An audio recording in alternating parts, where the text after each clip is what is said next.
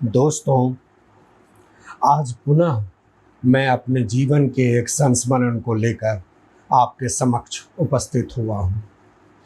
आपको मैं अपने पहले पॉडकास्ट में बता चुका हूँ कि मैंने प्रारंभिक शिक्षा अंग्रेजी माध्यम कार्मेल स्कूल गिरिडीह से प्राप्त की थी। गिरिडीह एक छोटा सा शहर था। काउंसलिंग का उन दिनों कोई प्रावधान नहीं हुआ करता था। चूंकि मैं निम्न मध्यम वर्ग का था, अतः इतनी जमा पूंजी भी नहीं थी कि किसी बड़े शहर में नामांकन करा सकूं। मेरे धनी सहपाठी BHU में पढ़ने चले गए। आज उनमें से कोई डॉक्टर है और कोई IITian है। मैं गरीब था, अतः गिरिडीह कॉलेज में पढ़ने लगा। मजे की बात यह थी कि मैंने केवल 1 वर्ष कॉलेज का मुंह देखा, शेष सारी डिग्री घर बैठे प्राप्त की। एक मित्र ने जिज्ञासा प्रकट की थी कि मैं साइंस का विद्यार्थी होकर इतिहास का शिक्षक कैसे बन गया। प्रिय मित्र, दरअसल उन दिनों विज्ञान के विद्यार्थी के पास आर्ट्स में शिफ्ट होने की सुविधा होती थी। साथ ही बिना ऑनर्स किए किसी विषय में, जो कि BA में उसका था, उसमें वह छात्र MA कर सकता था। चूँकि उन दिनों में ठेकेदार था तो कॉलेज अटेंड करके BSc करना संभव नहीं था, अतः मैंने आर्ट्स ले लिया। अब मैं मुख्य संस्मरण पर आता हूँ। BA की घर बैठे तैयारी कर ली थी। परीक्षा का केंद्र RK महिला कॉलेज गिरिडीह निर्धारित हुआ। अधिकांश हिंदी माध्यम के नकल पर निर्भर परीक्षार्थी वहां पहुंचे थे। मुझे कभी समझ में नहीं आया कि झारखंड के अधिकांश कॉलेजों में, विशेषकर अंग्रेजी की परीक्षा के दिन, पर्यवेक्षक छात्रों को चोरी की खुली छूट क्यों देते हैं। उस दिन कोई फ्लाइंग स्क्वाड भी जांच करने नहीं आता है। तो परीक्षा भवन में घुसते ही सभी छात्रों को मैंने देखा कि डेस्क पर चौक से लिखे रोल नंबर को हाथों से मिटाया और यथासंभव अपने मित्रों के साथ पिछली बेंचों पर बैठ गए। जब कॉपियां लेकर महिला इन्विजिलेटर पहुंची तो उन्होंने मात्र मुझे आगे बैठे पाया। 15 मिनट पुनः क्रमानुसार सबको बैठाने में समय नष्ट हुआ। इन्विजिलेटरों में से अधिकांश बांग्ला भाषी थे। ग्रामीण लंबे चौड़े छात्रों की बातें वे समझ नहीं पाती थीं, तो मैं कभी कभी बिचौलियों का रोल कर रहा था। जैसे एक को टॉयलेट जाना था तो खड़े होकर अपने कानों पर उंगली घुमाकर जनेऊ चढ़ाने का इशारा कर रहा था। वे समझ नहीं पाई और आपस में बोली, ए माँ की असभ्य केमन केमन इशारा करছে की बोलছে। मैंने उन्हें समझाया, तब बात बनी। मजेदार बात तो अंग्रेजी के परीक्षा के दिन हुई।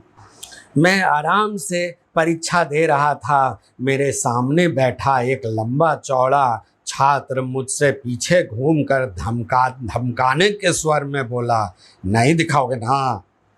मैंने अपनी कॉपी थोड़ी टेढ़ी कर दी और कहा, लो कॉपी करो। प्रेसी राइटिंग का प्रश्न था।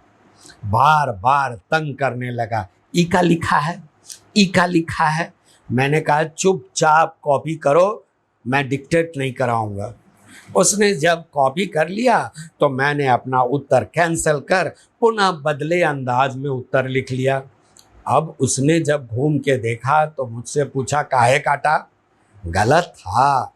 मैंने समझाया कि आगे पीछे एक जैसा उत्तर नकल ना लगे, अतः काटा था, पर उसे मेरी बातों पर विश्वास नहीं हुआ।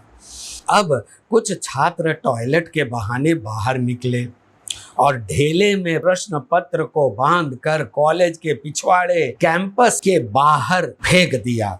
बाहर उनके मित्र जो स्कूटर लेके खड़े थे उसे कैच कर पचम्बा किसी शिक्षक के पास ले गए। पुनः वापस चुटके के साथ कॉलेज के भीतर फेंका। वह चुटका सबको मिला, सब ने कॉपी किया। मेरे से कॉपी किया उत्तर काट कर मेरे सामने वाले ने भी चुटके वाला उत्तर कॉपी किया। चुटका घूमते हुए मेरे पास भी आया। किसी बकवास शिक्षक ने बकवास ट्रांसलेशन आदि किया था। मैंने उसे पीछे के छात्र को बढ़ा दिया। उन दिनों अधिकांश छात्र परीक्षा के समय ही अपनी उत्तर पुस्तिका का क्रमांक अवश्य कहीं लिख कर रख लेते थे। परीक्षाओं की समाप्ति के बाद उनके अभिभावक रांची यूनिवर्सिटी पहुंचकर परीक्षकों तक पहुंचकर अपने बेटे बेटी की पैसों के साथ पैरवी करते थे। इस प्रकार छात्रों को उनकी रिक्त उत्तर पुस्तिका पर भी अच्छे प्राप्तांक मिल जाते थे। मैंने इतिहास में एमए किया और इसी विषय का स्थानीय डीएवी सीसीएल स्कूल में अस्थायी अध्यापक बन गया। तनख्वाह मात्र 1000 रुपये थी। 4 वर्षों बाद परीक्षा भवन के उसी छात्र से जिसने मेरे से कॉपी किया था प्रेसी राइटिंग, गिरिडीह कोर्ट में मेरी भेंट हुई। खादी कुर्ता पैजामा पहने 6 फुटा जवान किसी नेता से कम नहीं लग रहा था। नेताओं की भांति मुस्कुराते हुए वह मुझसे मिला। मैंने पूछा तो उसने बताया कि वह सरकारी हाई स्कूल में अंग्रेजी का अध्यापक बन गया है। स्कूल कम जाता है, शिक्षा पदाधिकारी के कार्यालय में समय बिता रहा है। सभी शिक्षकों के ट्रांसफर, पोस्टिंग आदि कामों में पैरवी करके मौज कर रहा था। उसके रौबीले व्यक्तित्व के आगे मैं स्वयं को अत्यंत क्षीण महसूस कर रहा था। आशा है मेरा यह पॉडकास्ट भी आपको पसंद आएगा। लाइक करें, कमेंट करें और यदि सब्सक्राइब नहीं किया है तो अवश्य सब्सक्राइब करें। मैं पुनः नए पॉडकास्ट के साथ आपके समक्ष उपस्थित होऊंगा। तब तक के लिए धन्यवाद।